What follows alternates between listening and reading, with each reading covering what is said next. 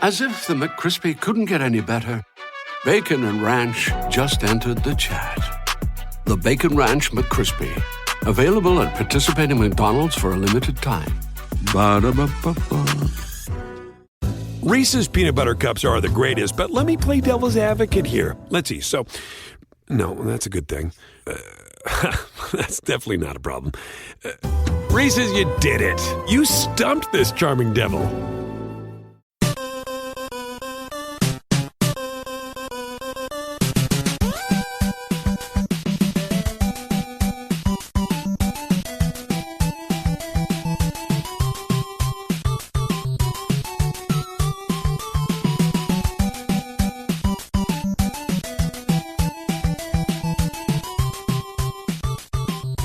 Welcome to the family here on Purple Mafia.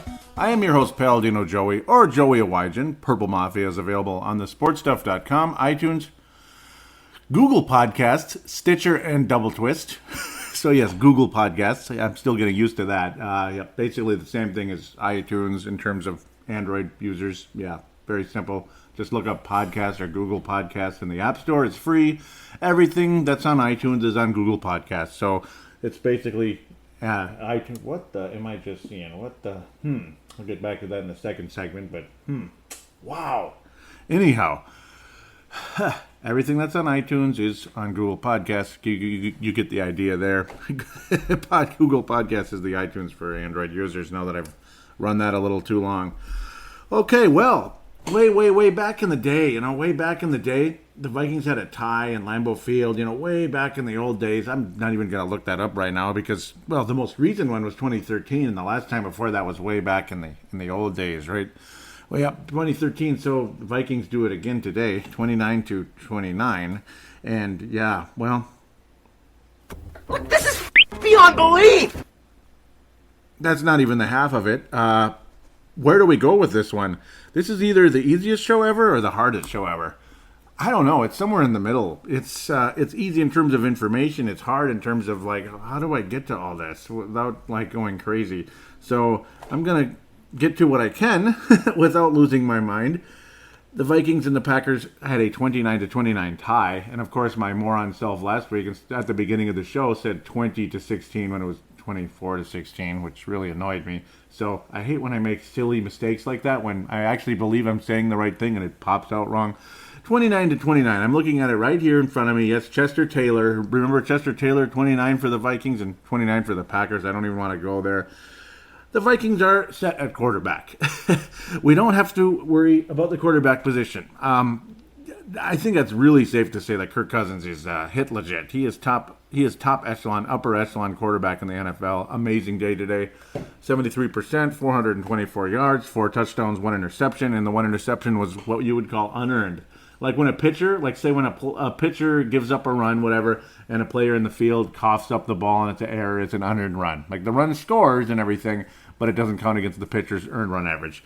This is an unearned interception by a guy who scored his first touchdown in his NFL career. That's a guy by the name of Laquan Tredwell who scored his first career touchdown, and the Vikings tied up the game after getting blocked on a punt. Old Weil got blocked on a punt there. Poor blocking in front of him. Unbelievable. Poor blocking early in the game. That improved better for Kirk Cousins. It improved during the game. So kind of an anti-effect to last week where the blocking was solid. It was okay early, and then it got really bad. And Kirk Cousins had an awful fourth quarter because of it, because he had no time to throw the ball. Protection improved, and Kirk Cousins was downright lethal today. Lethal. I can say that with full confidence. He was unbelievable in this game. And he was the steadying influence throughout the entire game today, I have to say. I mean, every moment you thought this team was finished and that Aaron Rodgers was just going to roll over this team like a steamroller, and that every bleep and bounce of the ball, every bleep and yellow flag, every this, every that is going to go the Packers' way because they're the most spoiled freaking franchise in NFL history since 1992, thanks to a couple quarterbacks that fell in their lap. That's right. A guy that was cut by the Falcons, we all know who that is, old Hattiesburg himself, Brett Favre over there. Luckily played one good year for the Vikings and one disaster of a season that he didn't want to play. He just took the money, basically. Let's leave that alone. And then another one that fell into the Packers' lap, the name of Aaron Rodgers. Of course, we've heard that a billion times because, Well, the San Francisco 49ers, his boyhood dream, playing for the Niners, passed on him, and so did like 24 other teams, including the Vikings twice in that draft. So, yes, everything goes the Packers' way. Everything. Until today, for the most part. But, well, we didn't lose in Lambeau Field. But we didn't win either. And we easily could have won in Lambeau Field today for multiple reasons. 9 points should be on the board. Maybe 6. Maybe make 2 out of 3. 2 out of 3 ain't bad, like Meatloaf says. But Daniel Bleepin' Carlson, man, I'm telling you, a couple of guys. I mean, the theme of today's show, I mean, just look at the field goal percentage here. Field goal percentage. Mason Crosby missed his, I don't even want to go into it anymore. I can't take it. Mason Crosby missed late after making 5 bleeping field goals. Missed late because Zimmer and crew called a timeout literally as he was kicking the ball. That was awesome. He would have made it and the Packers would have won. It was kind of short, but it still made it. I'm just like way ahead of myself. I hate that we did not win. It feels like a loss, doesn't it? But you know what? We can all sit and be happy and be happy that we did not lose this game, because I don't know how many times the Vikings lost this game, including the kick by Crosby, which would have ended it. Of course, starting the game out, fumbling a punt, literally getting a blocked punt and into the end zone by the Packers. Just starting the game out miserably. Other than, you stop the Rodgers offense real early on the first drive. We get a 3-and-out, and then yuckiness happens. Well, we get 1 first down, get pushed backwards, stupid penalties throughout the game, and then poor blocking, this and that, and it led to the blocked punt and an early score by the Packers. But then the guy who stabilized everything, the stabling influence throughout the day today, led the Vikings on a pretty awesome drive that we had to work our ass off to get, but still, accuracy, threading the needle to Stephon Diggs and others along the way that led to Laquan Tredwell's first touchdown. Adam Thielen, obviously, Delvin Cook getting 3 catches, which led to 52 yards today. Definitely showing that versatility. He was targeted 5 times, 3 catches total. Both Thielen and Diggs were targeted 13 times. Adam Thielen, Mr. Reliable, as the announcers called him, and it's a perfect name for him. 12 catches out of the 13 targets. Stephon Diggs downright spectacular at moments in this game, but so was Thielen on the touchdown he got. I mean, boy, it's like you don't even want to do the game in order because it'll drive you crazy. But it's like that first half was so abysmal and depressing. And it's like, see, it's warm outside because of the whole situation, the Florence and all that. Florence is a tropical depression at this moment, but still, there's still some wind and it's blowing that warmth up here. But the moisture seemingly is not here as much as it was yesterday when it was abysmal, and Friday was horrible. It's kind of a nice day in the last hurrah of summer. It literally is, as temperatures are going to dip dramatically here in a couple of days. So it's like you just have this urge, like, screw this. We're down 20-7. We never win in Lambeau. Who cares? They're just going to lose. And it's just, we're sick of watching this. Yellow flags. Oh, my God, he touched Aaron Rodgers. It's passing or roughing the passer. This and that. And you touch a guy's helmet and, you just touch this, you touch that, you finally make a good stop, and everything's okay, and there's a 15-yard penalty, and the drive is alive, and down goes Green Bay, and every first down just happens, and every little shoestring catch by Avante Adams can drive you absolutely crazy. Kirk Cousins throws perfect passes to guys like Tredwell and bleeping Coley. It's like you figure, put Coley, and he's got to be better than Tredwell, and they both drop passes right in their hands, right in their mitts, and, Avante Adams is pulling passes right off his shoelaces because, Rodgers is throwing it in the exact spot that can't be intercepted and can't be batted away. Only the receiver can catch it, and they are catching it. So it's like you figure this is not our day. We're going to lose. We always lose to these guys. And then things change so dramatically. The Vikings defense kept the Packers quiet. The third quarter was extremely boring. The Packers take an even bigger lead, 23-7. You think it's all over. And then you have a 22-point fourth quarter. And the whole game, Kirk Cousins was stabilizing and everything. The protection wasn't pretty, this and that. It was mostly because of guys like Tredwell dropping third down passes again. Wide open, third down, wide open, again. And, and sometimes I check in the radio as I'm watching it just to hear how Paul Allen's talking. And it was right as Tredwell dropped it, he was just yelling, come on, man, like that. And that's basically the feeling All Tredwell did today was catch his first touchdown 3 years into his career. That's all he did. He made one other catch along the way that I barely remember. I don't even remember it. He was targeted 6 times, officially caught the ball twice, and I got to tell you, all 4 of those targets were very catchable because Kirk Cousins' accuracy is unbelievable. He was nailing everybody right on the numbers. I mean, he wasn't perfect. Occasionally there's a throwaway, and you might count that as a target because you got to count somebody on a throwaway. But Tredwell just, dropping wide open third down plays back-to-back weeks. And then, of course, the batted up interception right when the Vikings are getting back in the game. An incredible play to Diggs down the field. Of course, first of all, the stabilizing story, which got the Vikings back into it because, okay, sure, it's like you're frustrated and everything. You're frustrated that it was a 17-7 game and then a 20-7 game. But then you score that touchdown. You get this drive early in the fourth quarter, which makes you feel better. Stefon Diggs getting his first touchdown of the day out of 2. At the end of the day, 128 yards. You feel so much better. Everything's okay. And then and then you get this feeling like, okay, we stopped the Packers again. Now we can do this. Now we can do this. And then Tredwell bats the ball up in the air for the interception. You just can't believe what you're seeing. You're just sick to your stomach. This and that. And this is after, again, Stefon Diggs making the yards after catch on his second touchdown. Just an unbelievable accuracy where only Stefon Diggs can get it. He didn't have to turn around to catch the ball. He was able to catch the ball in stride. Packers defensive play, the Packers safety didn't come over to help, thank God. And Stefon Diggs was able to finish the job. And there it was. And then again, I mean, you get this feeling like, okay, we just might get this done. It's a golden opportunity. Vikings trail by 4. Golden opportunity for Mr. Cousins to lead the Vikings for a game-winning drive. Tredwell bats the ball up in the air for an interception. And you figure the game is over. This and that. Actually, it was the Vikings were down by 5, not by 4 at that moment, but still an opportunity. The Packers are able to get a field goal after a good stopping by the Vikings, good stop defense. So it's like, again, a never say die. It's like you bend and not break. The Packers get first downs after first down, and then the Vikings defense steps up and gets the job done.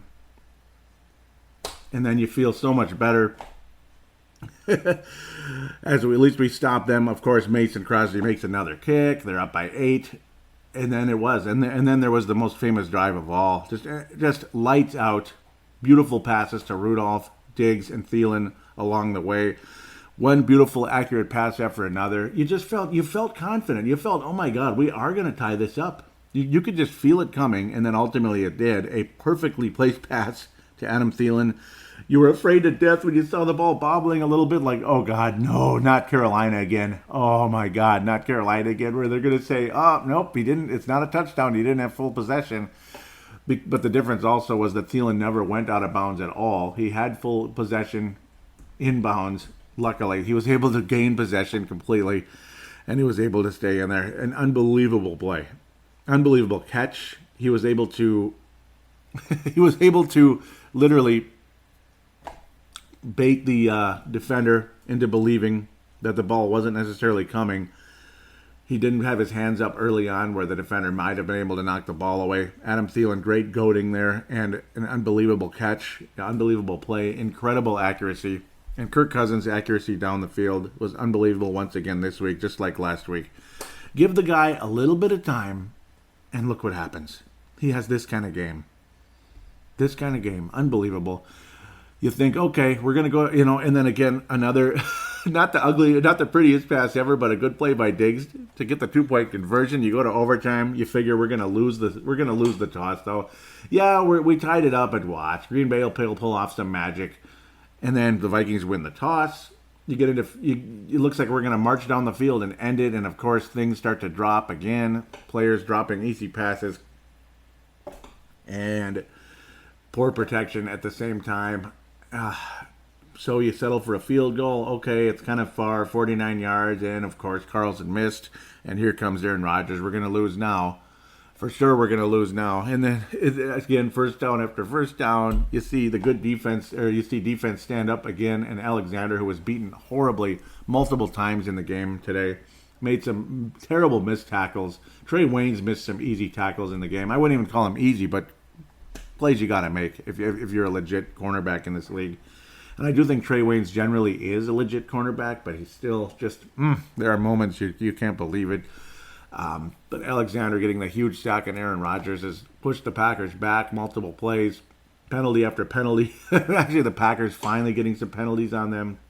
False start, which pushed them back a little bit, and then the sack, which then let the Packers left the Packers having to punt rather than being Crosby's field goal range because, of course, again, Crosby makes the kick, the game's over. I mean, you have to score a touchdown to end the game on the first possession. You score a field goal, of course, you're ahead. So if you stop the other team, the game's over. If the other team scores a field goal after you fail, the game is over. So all kinds of funky rules there. The Vikings have the golden opportunity again. Kirk Cousins leading the offense much better in the second possession in overtime. Looked like gold. Play after play. Kyle Rudolph, Adam Thielen making big plays. Treadwell, of course, dropping another one at the moment there. Big moment. Dropping another one. Just makes you sick. I don't know why we're still throwing to the guy. He also misread the play on another target during the overtime. Just misread it. I mean, it's like he's just not on the same page. And when he is on the same page, he doesn't make the play. Just doesn't. Except for that one touchdown he finally got 3 years into his career. 3 years into his career, I'll continue to say, until I'm blue in the face. But at the end of the day, again, incredible effort by the offense.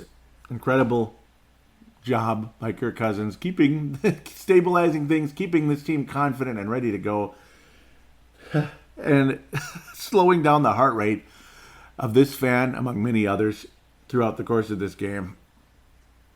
Had the Vikings in position to win it this time. Again, after Carlson had pushed it right multiple occasions. He pushed it right during regulation, which again would have inched the Vikings closer, which would have been very helpful earlier. After a nice solid drive, you get nothing. He just pees down his leg on that one. And then you get the opportunity in overtime. Okay, it's 49 yards. It's not the easiest thing ever, but you can do it. You know, you have the leg. You have the leg of Adonis. You could kick it from 60 yards out, right? 59 yards away. He'll make it. No, he just pushed it right again. So then you're 35 yards out. The game's over, baby. We got this. But he pushed it right again, and that was it. What? Just get the hell out. Go back where the hell you came from. But also begs the question, with the offense doing as well as it was, the execution of this offense and the time remaining and the 2 timeouts that the Vikings still had, why are we running the clock down? I know you're scared to death of Aaron Rodgers getting the ball and taking it down the field. I mean, you give Aaron Rodgers 15 seconds, some bull crap's going to happen. It's always like that. He's old magic wand himself, and we hate it like we can't even believe how much we hate it. We can't even describe. Words can't describe how much we hate it because we're tired of seeing it. We're tired of seeing it. We get it, Green Bay. We get it. You're the greatest franchise ever. Greatest. Ever. Ever. That's why you've only got 2 Super Bowls with 2 of the best 4 or 5 quarterbacks that ever lived. 2 Super Bowls with both total, by the way, not two for each. It's 1 each. So, yeah, but whatever. The son of a biscuit shanked it right again. Not shanked it, pushed it right. Shanking it left is the other way. That's more of a punting term, but whatever it was. He missed it again, and it's just like, okay, the common theme you're going to hear from every fan line, whatever you want to call it, wine line, is cut Treadwell, cut Daniel Carlson. Well, yeah, I don't disagree with it at all. You cut them. I ain't crying. I ain't crying if you cut either one of them. How you bring Daniel Carlson back after he peed down his leg 3 bleeping times in this game. I mean, it's one thing if you miss a kick. Mason Crosby missed one from 52 after he made the kick, but it didn't count because of the timeout was called. That's going to happen once in a while. After he made 5 bleeping kicks in the game. It's going to happen once in a while. Carlson was 0 for 3 in the game. 0 for 3. 0 for 3. And it was the exact same direction each time. Just like Blair Walsh's old wide left. Well, this guy is pushed right. So What's the difference here? You're just trying to be the anti-Blair Walsh by missing on the other side. that's just great. And then you're trying to be Troy Williamson in terms of Laquan Tredwell. In terms of, okay, you finally do one good play. You finally do something, and then you're dropping everything. Just like Troy Williamson was dropping everything. And the guy wasn't nearly as fast as advertised either. Like, he's this speedster when Brad Johnson, 38-year-old Brad Johnson, overthrew him on multiple occasions. Brad Johnson, 38 years old, not known for his arm necessarily. Doesn't have the worst arm ever, but more of a mediocre guy when it comes to his arm. So, I don't know. This effort by Kirk Cousins today, it's just an absolute travesty that he doesn't come out with a win. It's wonderful, and I thank God in heaven that it's not a loss. It's wonderful that it's not a loss. Believe me, because the odds of the Vikings winning the season series are outstanding. Today, you saw a Vikings team that did not quit. You saw a Vikings team that bent and didn't break. They had this game won. Thank God in heaven again that we didn't lose the game. But still, the agitation, the frustration, that 6 or 9 points should be on the board.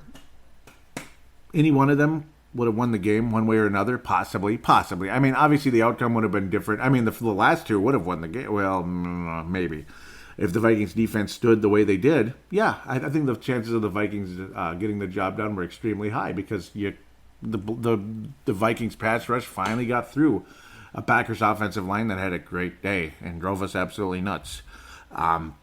So it just leaves you sitting and thinking like you're hungry for more. You feel okay. You're not smashing windows necessarily because we did not lose the game. But now we're stuck with this weird crap with a tie, which is just weird. It messes up everything when you're looking at playoff seeding. Messes up everything with your divisional record. What are we going to be, 10-4-1 now? Or that's lame. Or like 11-4-1. Or hopefully 11-4-1. Yeah, it would be 11-4-1. Or 10-5-1. Or 12-3-1. But again, 12-3-1 would be okay because you're just one half game away from being 13-3, just like last year. But this is a game the Vikings deserve to win. Yet at the same time, they deserve to lose too because they kept coughing up opportunities. So it just leaves you with a twisted, weird feeling. You're pissed off because you had the game won and because Kirk Cousins deserved a way better fate. He deserved no interceptions. He deserved maybe a 5th touchdown. Obviously that would have raised his passer rating without that interception. Oh boy, obviously would have raised his completion percentage if the son of a gun Treadwell would have caught one of those other targets. That would have been great. But at the end of the day, Kirk Cousins, nicely done. Really though, full sincerity, nicely done. The Minnesota Vikings have a quarterback, and you can truly say that. And you also cannot tell me the guy's not mobile in terms of he's just going to stand there and eat the ball time and time again. He's mobile enough to at least get away a little bit. He's not that statuesque out there. So thank God for that. I understand he's not healthy Aaron Rodgers or anything, but still solid. Aaron Rodgers obviously had all the obviously he was hurt, this and that, playing hurt, but he still was able to run for a first down here and there. He still was able to complete passes here and there. And, boy, the Vikings defense scares me a little bit here. They haven't been that good, really.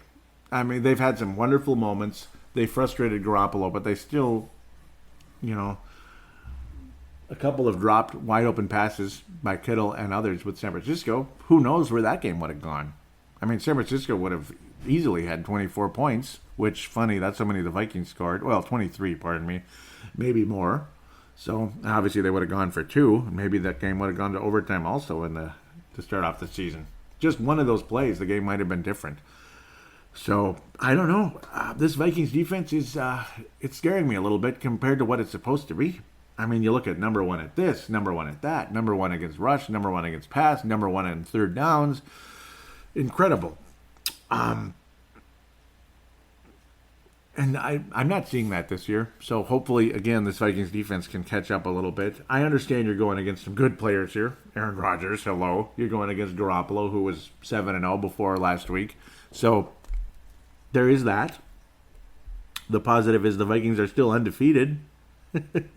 We're still undefeated. It's just a weird, stupid record, though. 1-0-1. And unfortunately, Green Bay is also 1-0-1. So we're not in first place. We're tied for first place. San Francisco's taking care of business right now. That's for damn sure. Haha. I don't think Detroit's going to have a very good year. I made that pretty clear. Whew, boy. Some of these scores are something else.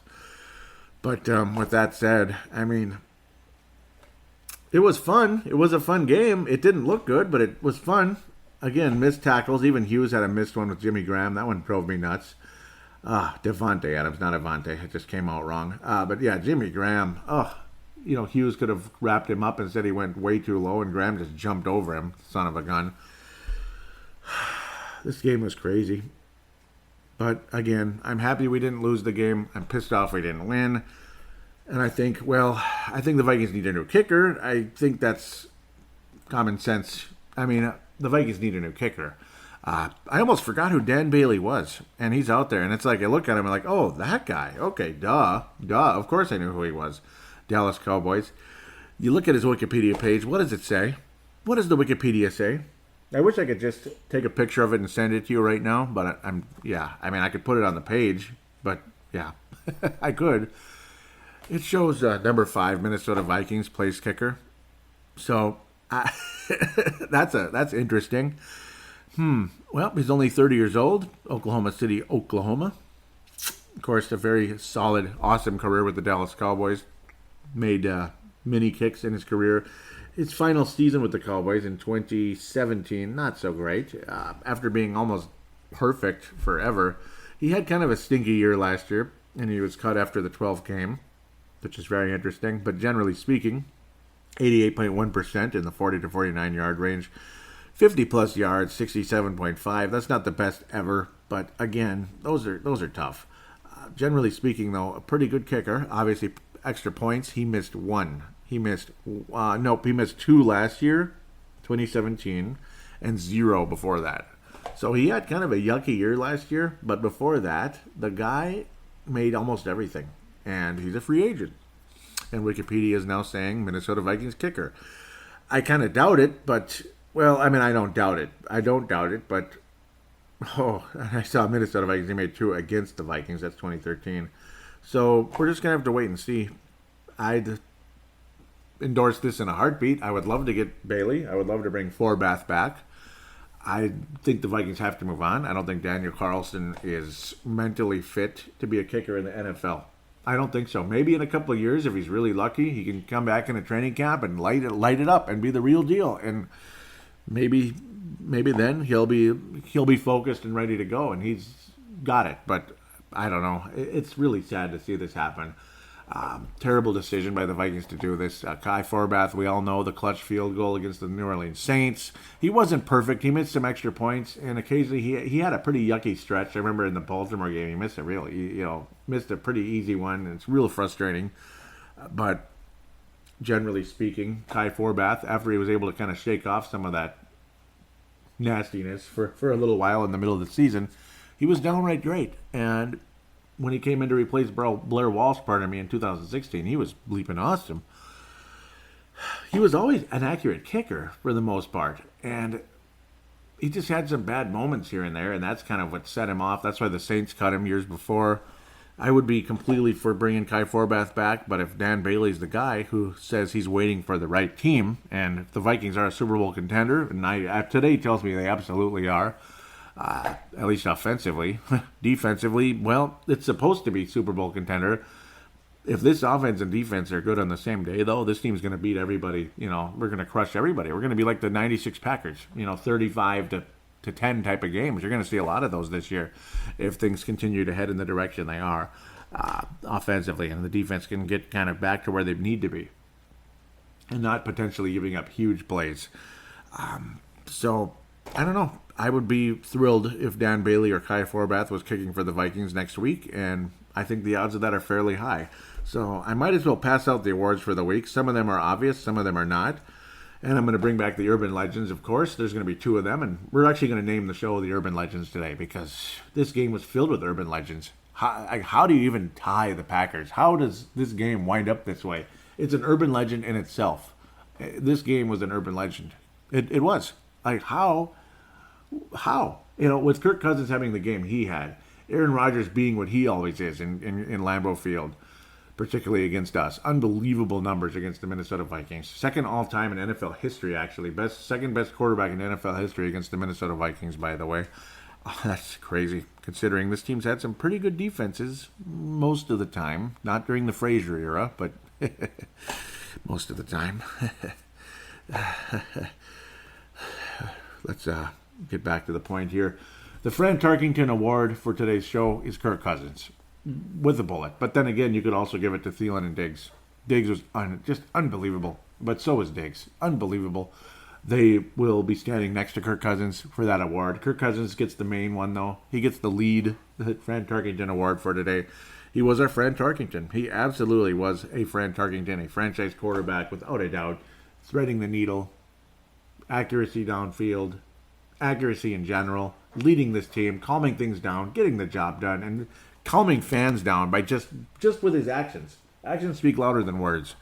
So, I mean, as I'm pointing to the TV, literally, like, he calmed us down, and he did a hell of a job. So, awesome job on the road like that, in that type of environment. No matter what you think of the Packers and what their future this season is going to be, he did Mr. Kirk Cousins did a hell of a job today. And it is a glowing, massive Fran Tarkington Award for him. Johnny Flynn, what am I talking about? Christian Ponder Memorial, Laquan Tredwell Memorial, or Daniel Carlson Memorial. You get the idea. But those guys, the award, I mean, their name might as well be right on the damn thing because they deserve it all the way. Both of them. I mean, Carlson, you missed 3 field goals. Okay, we know we missed them. 48 and 49 were the first 2 misses, but you got to make one of those 2 at least. I mean, for crying out loud, 35-yarder, that's bullshit that you missed that. Pardon my French. It's total bullshit that you missed that kick. Yeah, seriously, come on. I mean, come on. So, and it's and missing it the exact same way again too. That's just horse crap. Whew. And Laquan Tredwell, you are a horse crap in general. You have done nothing. You were unable to get separation throughout your career. Now you finally get a little bit of separation. I don't know if it's because nobody's focusing on you. Maybe that's a big part of it. But okay, maybe you're earning some of it, sure. But you're not bringing the ball in. The object of a kicker is to make the field goal. The object of a receiver is to catch the ball. Just common sense, simple ABC knowledge there, ABC abilities. You made it to the NFL for a reason, and you're getting paid NFL salary for a reason, and you're not earning that check. Plain and simple. Done with that. Urban legend, why the Vikings would literally stab Kai Forbath in the back the way they did in the first place. Why you'd trade up for a rookie kicker when last time you got a rookie kicker, okay, he had 1 good year, and after that he was mind bleep for the rest of the time. That was Blair Walsh. We know that already. But why you would do that when you're competing for a championship? I mean, it's one thing if you're the Cleveland Browns. It's another if you're the Detroit Lions. It's another if you're the Washington Redskins, who are just, we don't know where we don't know what they're going to do. But when you are a legitimate Super Bowl contender, and you come up, and you bring in a guy who had a terrible senior season. Not only do you take the guy in the 5th round, you trade up to get him in the 5th round. And you stab Kai Forbath in the back, who made that clutch kick. And didn't even get an opportunity to do anything in Philadelphia because you guys, again, you know the phrase, you did something down your leg that entire game defensively and your offense. Well, Keenum couldn't complete a pass through all that traffic. I think Kirk Cousins could. Still not sure, though, if the defense is going to play like that. Kirk Cousins could do a whole lot against the Philadelphia Eagles, but maybe it would have been very, very, very, very, very interesting if Kirk Cousins was the quarterback in that game. If it was up to me, I would take Kirk Cousins 10 out of 10 times over Case Keenum in Philadelphia. Done. There. I just made a black and white statement. Urban legend is, again, why you trade up for Daniel Carlson in the first place when you're supposed to be a Super Bowl contender. And the other urban legend is why Laquan Tredwell was put back out there when clearly the guy he can't get the job done. Why was he put back out in the field? Why was he put back out in the field in overtime? Because he didn't bring in anything. He was wide open and he didn't bring in anything. Longest first segment ever.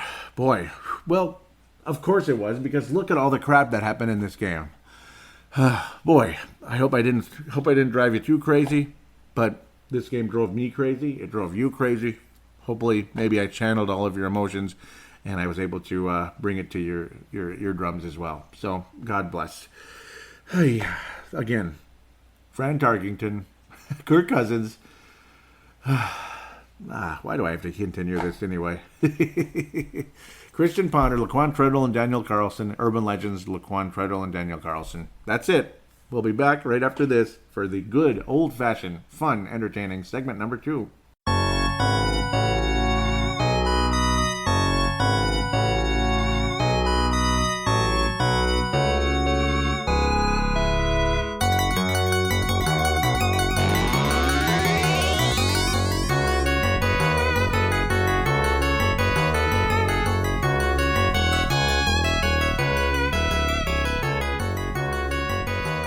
And we are back here on Purple Mafia, segment number 2.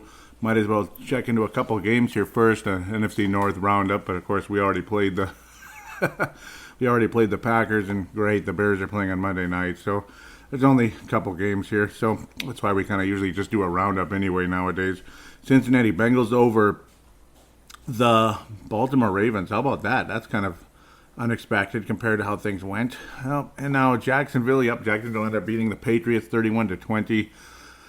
Yeah, that looked like a mess defensively. Things just not working out. I'm beginning to think the Patriots' days are starting to get more and more numbered. Maybe Jacksonville might end up winning the AFC after all. Can you believe this? Bortles actually looked halfway sharp. New York and Dallas is kind of getting going here. Oh, goody. Who cares? I don't think either one of them is a playoff team. Seattle, Chicago, we'll see. Maybe Chicago is a playoff team. But, yep, Cincinnati 34-23 over the Baltimore Ravens. Of course, that division there. Atlanta over Carolina. Matt Ryan actually ran into the end zone. Kind of sort of did a helicopter. Kind of sort of didn't do a helicopter. It was okay. 31-24. NFC South game. Not bad. Not the worst game you ever saw. Cam Newton actually was pretty good. Matt Ryan, solid as well. Boy, Matt Ryan, very accurate, we'll say. Cam Newton attempting more passes, but also accurate. Pretty entertaining game, to be quite honest, when you look at these clubs and the effort that was put in. But Atlanta ends up winning the day despite a attempted comeback by the Carolina Panthers along the way there. Los Angeles and Arizona, yuck. Just, that's a match made in hell. I mean, those teams aren't serious anymore, I don't think, to be quite honest with you. I don't care. I mean, Sam Bradford doesn't even look like close to the same guy anymore, and it's really sad. Just throwing interceptions, not getting anything going offensively. Arizona, once upon a time, had a pretty solid team there. Nowadays, not so much. It's just kind of a disaster. 34-0. Boy, after mustering just a couple points last week, nothing this week. 34-0. The LA Rams crush Arizona Cardinals. Washington Redskins losing today to the Indianapolis Colts, and probably the best game for Indianapolis in quite a while. 21-9 in the nation's capital. What's going on with this Fitzpatrick? Remember Fitzpatrick? Where did he come from? Ryan Fitzpatrick, 4 touchdowns again. Looked like Kirk Cousins, 402 yards against the Philadelphia Eagles. 27-21, extremely impressive game in Raymond James Stadium. So this actually was a home game this time around for Tampa Bay. They beat New Orleans last week. They beat Philly this week. Well, all right. Maybe Tampa Bay is going to win the NFC this year when I picked them to do it last year. And with Ryan Fitzpatrick as the quarterback, well, if Nick Foles can do it, maybe Fitzpatrick can. A near-perfect quarterback rating. Unbelievable. Crazy. 82% completion. Nick Foles is okay, but not as good as Fitzpatrick. Just carrying that club right now in Tampa Bay. I don't think anybody saw that coming. But old crab legs, he ain't going to get it done. Los Angeles Chargers on the road against next week's opponent. Well, we'll leave that alone for now because that's the preview, so I better be quiet. Tennessee Titans barely edging the Houston Texans. Kind of a meh game. That's the Oiler Bowl. So there's always a bowl of some sorts every week. Coming up on a couple later on as well. The Oiler Bowl. 22-17 17, Titans over Texans. Kind of a weird situation there. No Mariota, none of that nonsense, right? Deshaun Watson, nice game though for him. Good for him indeed. Nice to see him back in the fold. 310 yards, had an interception, but very solid in the game. Unfortunately, could not beat Tennessee. And that's just how it goes. Tennessee, though, I mean, I don't know. Blaine Gabbert, Kevin Bird, what the heck? He threw a 60-yard touchdown. Nice trick play there, Kevin Bird, 66 yards. Derrick Henry also attempting a pass that completed 8 yards. But Blaine Gabbert was the quarterback. And Tennessee was good enough, mostly because of their defense. And Houston just not off to a good start this year, despite looking promising. Huge start by Tennessee, though. That's what kind of got it going. 14-0 after the first quarter there. New Orleans and Cleveland. Cleveland Browns just could not finish the job once again. 21-18. Cleveland's defense just let them down the stretch. And, New Orleans Saints 2-0. Will Lutz once again. Clutch, 44 yards away. Drew Brees just kind of okay in the game. Not bad. I mean, he was accurate and all that. Solid. Actually, I shouldn't say just okay. But it seemed like New Orleans was just kind of screwing around and playing ahead to their opponent. But again, playing to the level of their opponent for a while there. New Orleans actually could have been 0-2. Would not have been something. Losing to Cleveland and Tampa Bay. Oof. But they didn't allow that to happen. Lucky for them and annoying for us, I suppose. Kamara, usually the usual deadliness that he brings. Michael Thomas, another huge game. 2 touchdowns. So fantasy footballers rejoice if you're an owner of that guy. Miami over the Jets, 20-12. The Jets look like garbage. Miami, boy, they look good so far. Ryan Tannehill's been awesome in his return from that ACL last season. Kansas City, Patrick Mahomes. And Pittsburgh, well, Kansas City got to a big lead. Pittsburgh always seems to kind of come back, but they're not finishing the job. They're 0-1-1, so they're one of the other teams that's had a tie this year. Of course, along with Cleveland, Minnesota, Green Bay now, which is stupid. Pittsburgh with nice second quarter after Kansas City with a nice first quarter and kind of a bit of back and forth, but 42-37. Awesome game by Patrick Mahomes. He's had an awesome start to his career. 6 touchdowns. That is off the charts. 154.8 quarterback rating. It doesn't really get better than that at all. 326 yards, 6 touchdowns in the game. Unbelievable. Off the charts. Kareem Hunt, extremely valuable as well. Both ends of the the backfield, and of course making catches. Only one today, but it was a key touchdown that helped Kansas City pull this one out, despite Pittsburgh's tough comeback down the stretch. Wow, fun game though. Kansas City able to overcome the Pittsburgh Steelers, and a little bit of a shootout there, to be quite honest. Denver and Oakland. Oakland 0-2 on the season, as they continue to kind of screw around, basically. Denver Broncos, Case Keenum, 1 touchdown, 1 interception, so he's 4-4 on both of those. Derek Carr has just gotten more and more mediocre, yet he completed 90% of his passes, though a very conservative type of game plan there. Only 9 yards an attempt, but okay, it's better than Case Keenum. 1 touchdown completion. He was efficient and good on Derek Carr. Unfortunately, again, Oakland could not get the job done. They're 0-2 under John Gruden, Chucky over there. Marshawn Lynch with a 65-yard effort. Not the prettiest thing, but certainly not the worst. Doug Martin, there's another guy, reject from the Tampa Bay Buccaneers. Pretty funny when you think about that. Amari Cooper had an awesome game, 116 yards, blah, blah, blah. Jordy Nelson way down there, kind of factoring in here and there, but very little at the end of the day. Very little in the grand scheme of things, we'd have to say. And really, other than that, now it's down to the NFC North roundup, if you can call it, since Minnesota Green Bay. That's, well, 2/3 of it. Again, Chicago will play Seattle tomorrow in Soldier Field. I do think the Bears win that game and get to 1-1. San Francisco, last week's opponent, beats the Detroit Lions 30-27. The Lions start 0-2 under Patricia. Oh, I'm so surprised that happened. So surprised. San Francisco scoring 30 points, though. Good on Garoppolo. Back to being Mr. Perfect. Well, not really, but he's now 8-1 as a starter, so good on him there. 2 touchdowns, 118 quarterback rating. Stafford was awesome, though. When you think, he had an awesome game. 3 touchdowns, 101 at the end of the day. Just not quite as accurate. And again, very, very, very pass-centric, 100% pass-centric pretty much. And that's the Detroit Lions. Little committee going on, and they did a good job. It's just they concentrated on passing most of the game because they were trailing most of the way. An explosive fourth quarter that ended up coming up short for the Detroit Lions. So they're now 0-2. Good for them. Golden Tate, huge day today, along with Kenny Holiday. 109 for Tate, 89 for Galladay, not Holiday, and a touchdown for him. Marvin Jones Jr. as well. Nice passing game, nice overall team, but they're 0-2 Detroit Lions, so, oh well. Nice overall team, but I don't think they're going to be well coached. And I don't know, that great defense by Patricia not showing a whole lot, and New England's defense doesn't look so good either. They got humiliated by Jacksonville today. I mean, that was awful. So let's attempt to look at the Buffalo Bills if humanly possible. I guess we're going to be looking at Josh Allen now, because why would they go with anybody else? Why would you go with Peterman or anything like that? That'd be kind of silly. Buffalo Bills, give me a break. The Vikings better take care of business to this one. There's just no excuse at this stage. Vikings should be 3-0, but going after next week. But of course not. It's another nooner, and this is our first CBS game, we can call it. CBS, yep. I like when CBS covers the Vikings games because that usually means we're playing an AFC team, and I don't know, it's entertaining. We don't get to see these AFC teams as much. We see four or five teams, depending on the division. Well, 4 teams every season, now that the divisions are a little different than they used to be.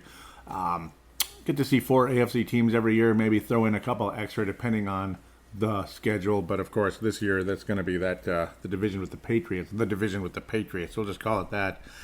Ooh, boy. Yeah, kind of scary. AFC East there. Well, I'm looking forward to playing the Dolphins just to see them again. It's been ages. And the Patriots. Oof. But a lot of times we've lost a lot of games against the Dolphins, though. In fact, almost all the time. Buffalo Bills in U.S. Bank Stadium, though, no excuse for me. Vikings need to take care of business. They have some talent in certain positions, but generally speaking, a team that you thought had a good defense, well, they gave up 47 points the first week, 31 this week. A better opponent, though, I got to think. I mean, come on. Baltimore has no business scoring 47 points, though, of course, it wasn't all just their offense. It's the horrible quarterbacking by the Buffalo Bills. And, yep, Phillip Rivers and all that. Still a very talented Chargers club. Phillip Rivers was able to complete 85% of his passes. So expect Kirk Cousins to have another awesome game. 3 touchdowns by Phillip Rivers. That's just Phillip Rivers in a nutshell. Quarterback rating 143.2.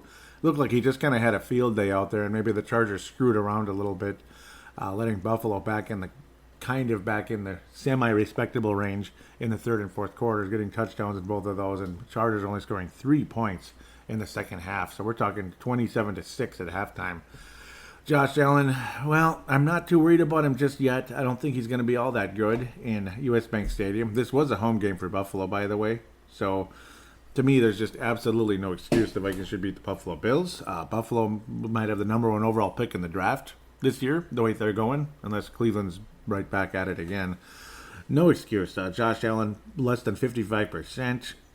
2 interceptions. I mean, the Vikings defense should have some fun. This is an opportunity for the Vikings defense to look a hell of a lot better, and for Kirk Cousins to throw another 3 or 4 touchdowns, another 300 or 400 yards. I mean, it's going to be a fun day. Again, just don't get hurt, that type of thing. Don't get too crazy running for a don't get too crazy ramming your shoulder into somebody on the 3rd and 3 when you're up by like 21 points. You know, let's not be stupid. Let's not get injured out there, that type of thing. Or another silly thing like fumbling a ball away and somehow letting them back in the game. Something stupid like that, which Chargers did a fairly good job of that. Just kind of did what they needed to do, put up enough points, and, again, get out of there healthy and not injured. And that's what you hope to do in a game like this.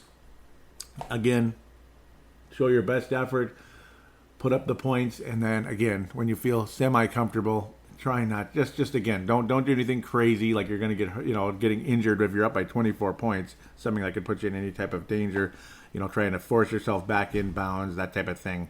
Nah, just let it go. That type of situation, guys twisting their knees and such, trying for that extra effort that's completely unnecessary. Buffalo Bills don't scare a whole lot of teams right now, and that's totally understandable. Again, we're talking Josh Allen here. It'll be his 3rd game, only his 2nd start in his NFL career. Not ready for the big time yet.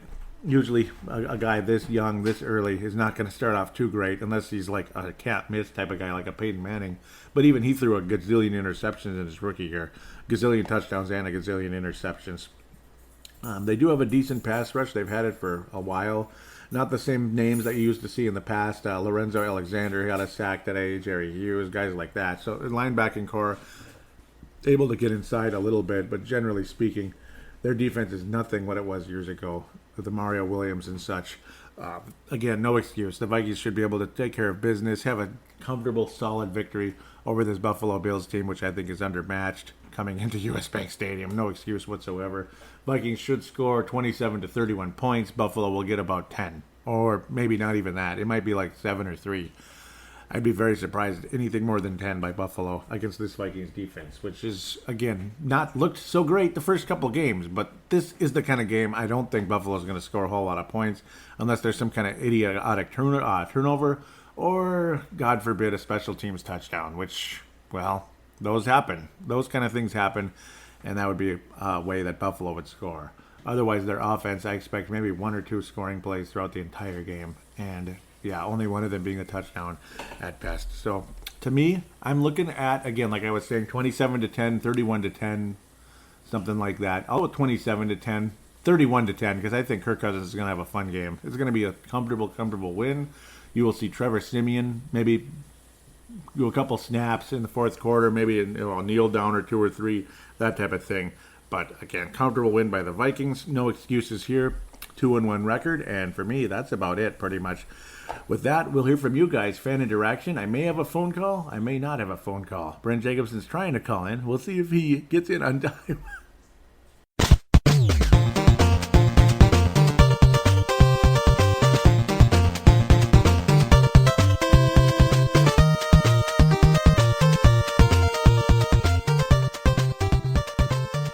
And we are back here on Purple Mafia, segment number 3, fan interaction segment.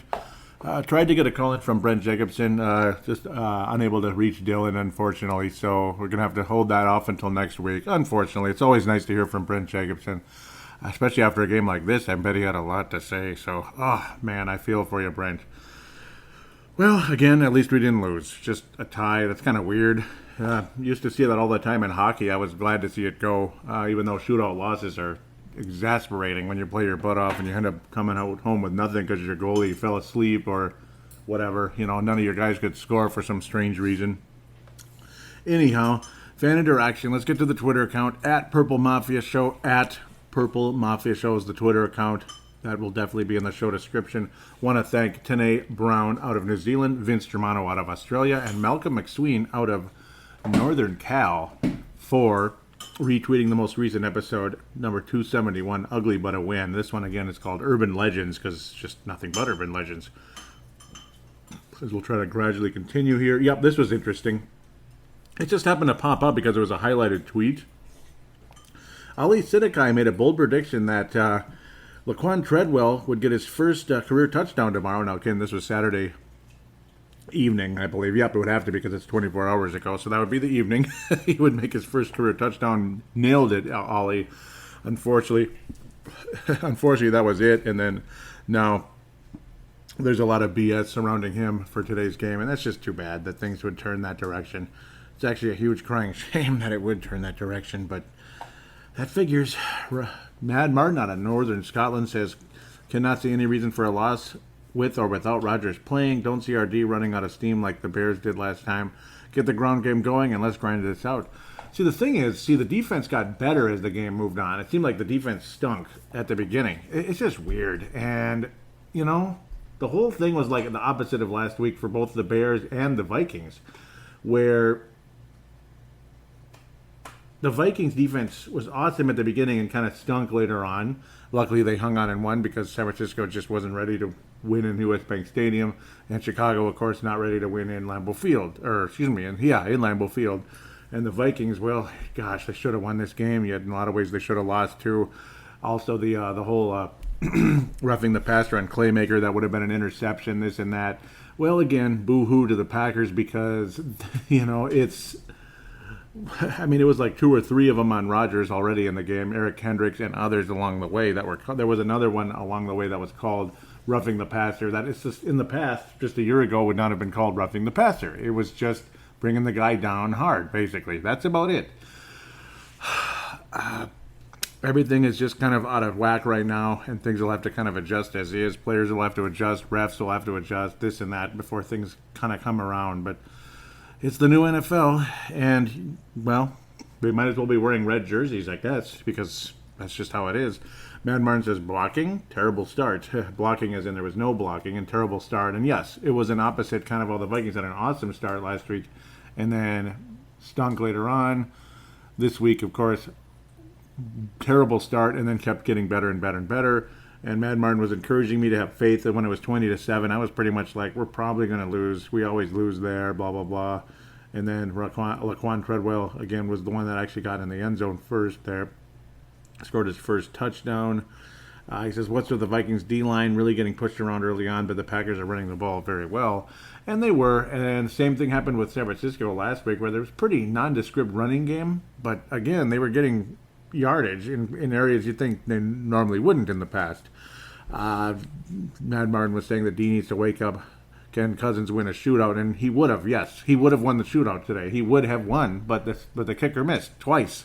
So he would have won the shootout twice, and the kicker missed twice in overtime.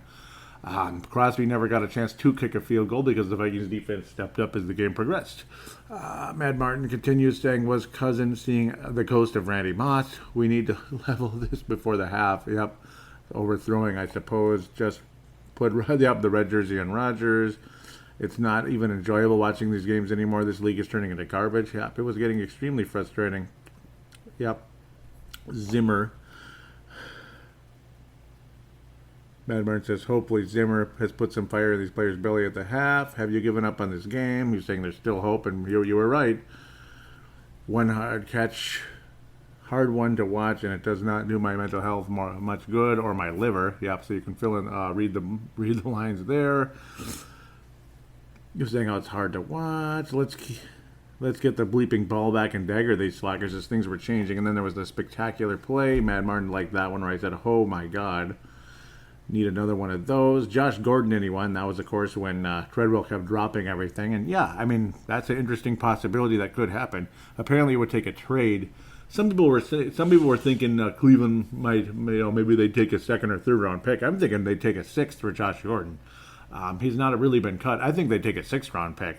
And well, let's think about something. Daniel Carlson, 5th round pick. Josh Gordon, 6th round pick. Well, let's leave that there. Dagger them now was saying, Mad Martin, what the bleep? Passes to tread drop, and yet another missed field goal. Cut the bleeper. I'm so bleeping pissed. So Game Pass is frozen in Europe. No idea what's happening. Feels like a loss. 2 people screwed up with this game. Yep, and both equally to blame. Carlson. Yeah, it did feel like a loss. Poor kicking. Missed 3 field goals. What a joke. And continued use of Tredwell when he clearly is not a good number 3 wide receiver. A joke. Cut them. Malcolm clicked like on one of them. And then the final tweet here is Mad Martin again. My rage level has come down at last. But we need a number 3 wide receiver. How about Dez or a trade for Gordon? See, that's the thing. There's guys out there. It might be a kind of a goofball situation. Dez's ego is a little bit too big. He'd want to be the top dog, and no, not with these guys. A trade for Gordon, maybe. Both have issues, but can catch a football. As to the kicker, it's a mess. Need to make a bold move. And yes, again, Bailey or Forbath, I think easily are an upgrade. Sometimes guys just aren't ready for the big time, and Daniel Carlson, are you kidding me? I mean, that's the kind of game, there's just no way you bring him back, as far as I'm concerned. And if they do, I'm going to be mad.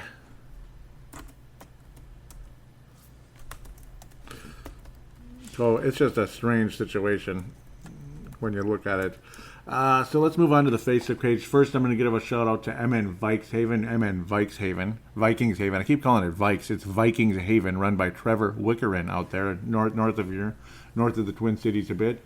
Giving him a big shout out, and the page also in-game threads, Viking news, all that, similar to the Purple Mafia page. Go there, like it, interact with some new people, this and that, and we can each kind of interact with each other, bring each other to each other's pages, and that's a nice way to grow. So thanks again, Trevor, for allowing me to post links to Purple Mafia on that Facebook page.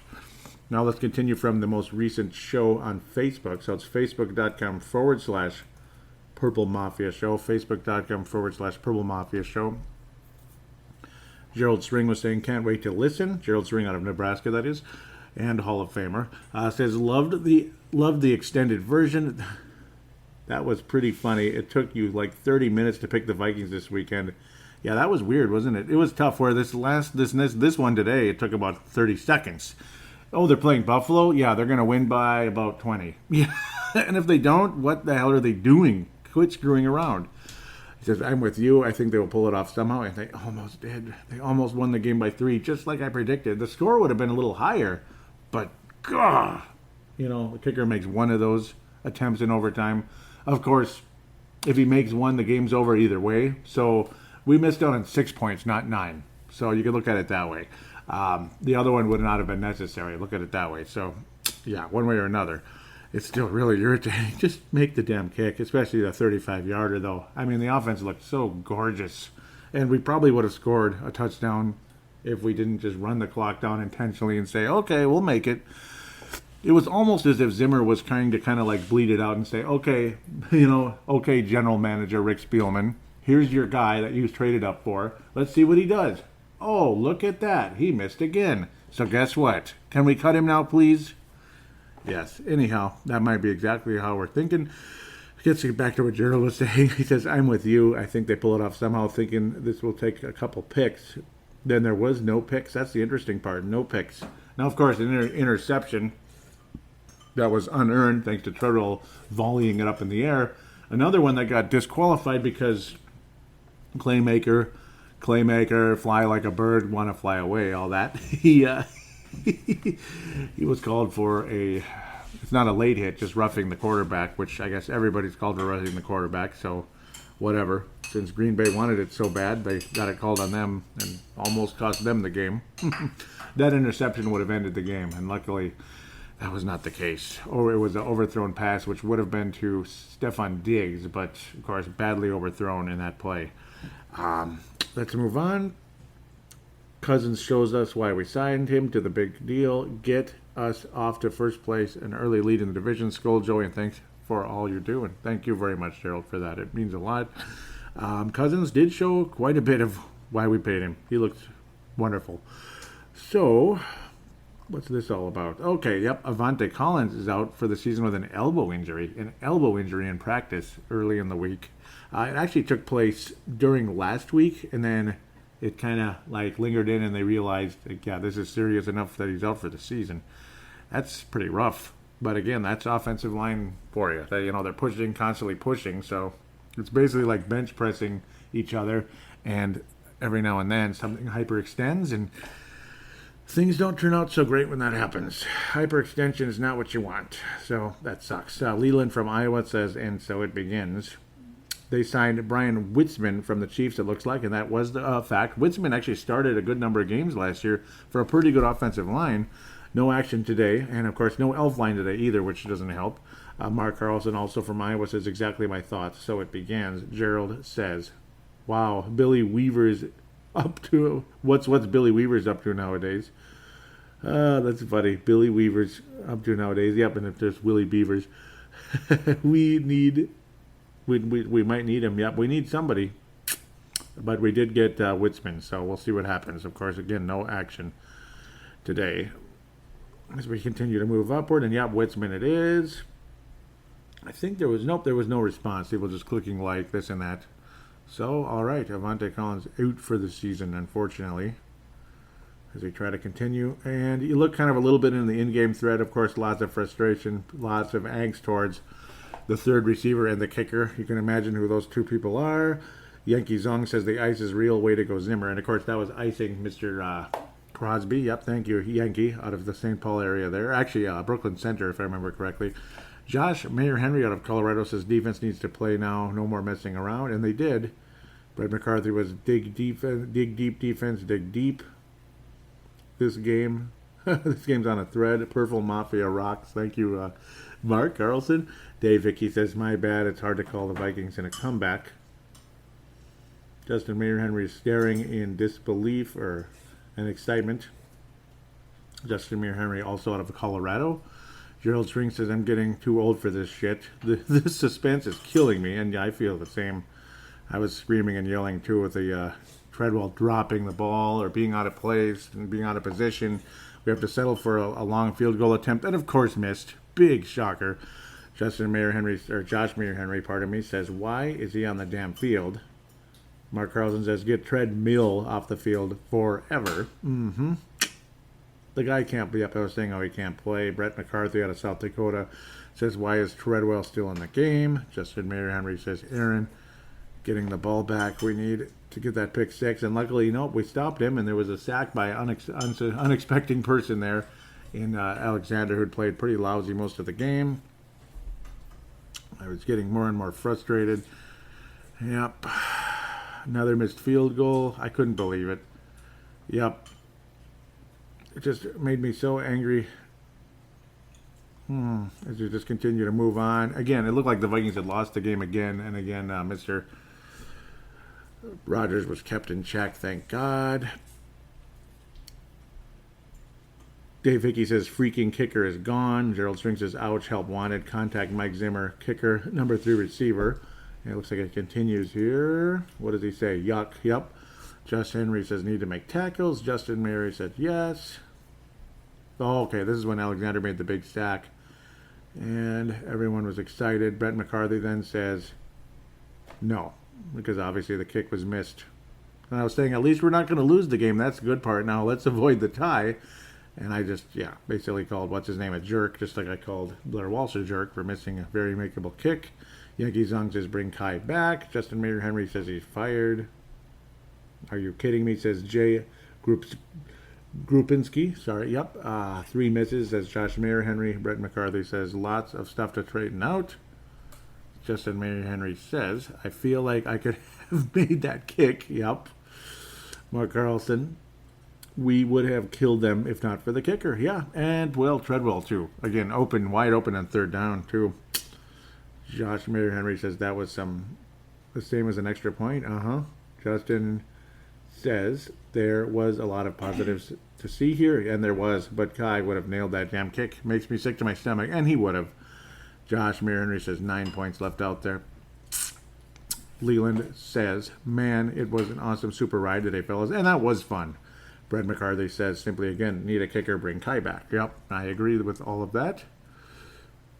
The only thing I have to say is it wasn't, and I was even saying 9, but then you sit down and think, no, it was actually 6 because they were both in overtime. So, well, of course, now if the guy let's just imagine if the guy made it and then Crosby made a kick, but then again, no, we would have won the game because if the whole thing turned out the same or with Aaron Rodgers getting sacked, then the game's over and the Vikings win. So either way, it more than likely would have been just 6. So let's look at the post-game thread. This is as big a post-game thread as I've ever seen, actually. Wow. Justin Meir Henry says, again, kill the kicker. Yankee Zong says, I'm going to see Forbath next week. I think so, too, hopefully.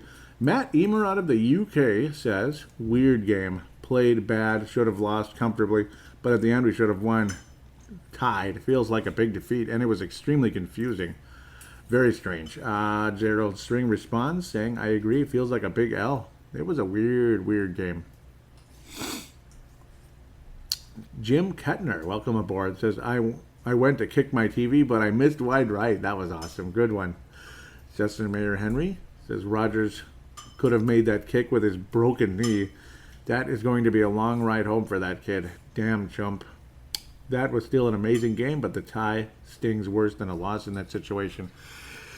Yes, it stings worse in terms of like the win was there, but at least again, at least it wasn't like the season, like when Blair Walsh missed, we lost because we were actually down by a point, which is so lame sauce. So I mean, again, it sucks, but again, I feel better at the end of the day where we'll probably win the season series at the Green Bay. That's the positive, but the negative is, we had that game. We really did. Gerald String says, everyone send Joey $100. I pick the 6 a.m. slot for how long it takes to cut Carlson. Yep. Oh, man. No relation to Mark Carlson, he says. Josh Henry jumps in and says, it really sucks when your offense plays so good to get the team back into the game and give them a chance to win. And the kicker, kicker blows it. This tie feels like a loss. Yep. Chris Porter out of Idaho says, tough game, man. Mark Carlson chimes in on this segment and says, I want to say something cool here. Like, this is what you get when you don't give up. The impossibility of a drive to tie the game and go into OT, and here we are with a win. But I don't have any words for this. We had them with the dagger in our hands. The dagger to win was ours. Skull, Purple Mafia Nation, what a game, and what an in-game thread, too. Yeah, pretty busy, all right. Justin Shatava says, the game is going to kill me yet. This team is going to kill me, he says. Josh says, hell, leave him in Green Bay with Tredwell. Jay Grubstinski says, we never should have switched our kickers. Exactly. We never should have switched the kickers. Yep, and again, Brett McCarthy says, need a kicker. Where's Kai? Tony Coleman out of South Dakota says, firewalls. I like that. And Gerald String, still going for a ways here, looks like. He says, I like the way Cousins looks like he's been our quarterback for years. Calm and collected. Got lucky on a couple. Should be picks, but no question. The guy's a player. And I agree. He says, ties suck, but there were good signs today. Our team is getting better. Cook and Murray, what a nice combo package. And it really compliments Cousins in our receiving core. Would expect to see Zylstra on the field next week and maybe see BB called up if they decide the experiment is over with Tredwell. And I would lean that direction. I would lean that direction if I were Zimmer at this point. It's not working. BB can catch, I believe. I think he can make it in this league. And Zylstra, sure. Let's see. Let's go. Come on. Let's see what you can do, Zylstra. You made the team for a reason. Come on. Byron Suski says, Laquan's hands and Carlson's feet can find their own ride home. Doug Erdahl says, that Matthews roughing the quarterback call was BS. Ooh, this might be a Packer fan, actually. Wouldn't be surprised. Generating a couple responses. Gerald String says, ew, yuck. It's a Cowboys fan crashing Purple Mafia. That's funny. Curtis Pate says, we need a bleeping kicker, and it's time to start. O'Neal. Well, yeah, he looked good, didn't he? He looked good. He looked good in the preseason, and he didn't give up anything today, did he? So, yeah. O'Neal looked okay. Yes, and by the way, Rashad Hill, because there's so many other things to talk about. Poor Rashad Hill's injury got buried. He had an injured ankle, and yes, Brian O'Neal made his NFL debut today, and he looked okay. He stood his ground. He held his own. I was pleased with what I saw out of him, so appreciate with what he was able to bring to the table today, and nice long career ahead of him, I think, honestly. So that's the good part, at the very least. That's definitely the good part. So we'll just kind of leave that as is for now. Good call there, Curtis Pate. He said, let's see, damn this O'Neal, he can play way too good to be on the sideline for trash that's starting. P.S. Tredwell needs to be left at that MF bleep that bitch. Yep. Eric Mustard said, yep, there it is. Kai Forbath standing there holding his helmet, and it says, miss me yet? Miss me yet? Miss me yet? Yeah. 3 times we missed you today, Kai. I'd take him back today if I could. Tony Coleman says, never thought I would, but yep. And then Gerald String says, please come home. Yeah, Tony was not a fan of Kai Forbath. I kind of liked him, though. He's not perfect, but no kicker is. Cedric Paulding out of Mississippi says, after watching Carlson for 4 years at Auburn, I thought we finally had our kicker. Vikes are cursed with kicking woes. Carlson needs to see a shrink to clear out his head, and it sure looks that way. Yeah, I didn't think about that. He was at War Damn Eagle, wasn't he? War Eagle. So David Gibson says, I wish the kicker would play as well as the rest of the offense, and man, that was something else, wasn't it, today? An amazing offense, amazing performance by Kirk Cousins. It's such a shame that you come up empty like that, but no loss, just a weird tie. So that's just kind of how it goes. We're going to wrap up the fan interaction segment. Very, very awesome, very nice inclusion by everybody. Yeah, last week was kind of weird, kind of slow. I mean, a lot of people interacted. The numbers not so great. It wasn't the worst week, but it seemed like maybe the fan base is a little skittish after last week's game. This week, I think it tells you that this team is ready to play because just about every other Vikings team with Aaron Rodgers on the field, we wouldn't have been in this situation. We clearly have a quarterback that is hit legit. You change out the kicker, or somehow, some way, he miraculously turns it around. Who knows? Offensive line plays steady, decent. Maybe Brian O'Neill is ready to go more than we thought. He's a bit ahead of schedule. Wow, it's going to be fun. It's going to be fun to see what happens with that. So it's going to be an amazing season, I think. I think this season has a lot of promise. This team had the Packers beat despite all that adversity. So that's extremely encouraging for me the rest of the way. I'm kind of ending with that thought, but again, let's pass out the awards. And it was so spread out, it's kind of hard to give them out. I think Mad Martin and Gerald Swing deserve to share the gold this week. I mean, they just so much interaction. It's so good. So many of you deserve it. Like Josh Reeder, Henry, and Mark Carlson should share the silver this week, and they're gonna share the silver. Bronze. Oh boy, yep, it still was tough. What was that? David Pate deserves it. That was a really good little take there. I think it was his first ever post. He's going to get a bronze star out of it. That was awesome. Yep, David Pate for sure. Mark Carlson shared a silver with, who was it? I just said it too. That's the funny part. Well, we'll get back. Shared it with Justin Mayer Henry, and David Pate will share the bronze. So thank you guys for your inclusion. Obviously, Brett McCarthy is a bronze, gold, silver every week too. I mean, you guys are awesome. Thank you very much for inclusion. Yep, Mad Martin, very much into this one. Very animated. Gerald Sring, very animated and a lot to say. Detailed conversation. Thanks again for your guys' interaction. All of you deserve stars at some point. Every single week you guys are like into it and do a fantastic job. And keep me coming, and thank you again. So the weather's about to cool down a bit, and so today was kind of summer's last hurrah, at least for the most part, unless there's another hurricane that's strong enough to push all that hot air back up here again, which is exactly what happened this week. So we'll see what happens as things progress. Not all of you are from Minnesota, though. Maybe California, you won't feel it as much. Heck, you might have felt something from that typhoon over in Asia, so you never know. That was a big one. Who knows? The surf might have been up, we'll say, too, because of that. Obviously, there's a lot of waves and stuff, but, of course, that's thousands of miles away even from there. But, all right, well, with that said, the stars are passed out. The Vikings didn't lose, but they didn't win either. So we'll just have to leave with that weird, twisty feeling, and hopefully a nice butt-kicking tune-up in U.S. Bank next week against the Buffalo Bills. Until then, take care.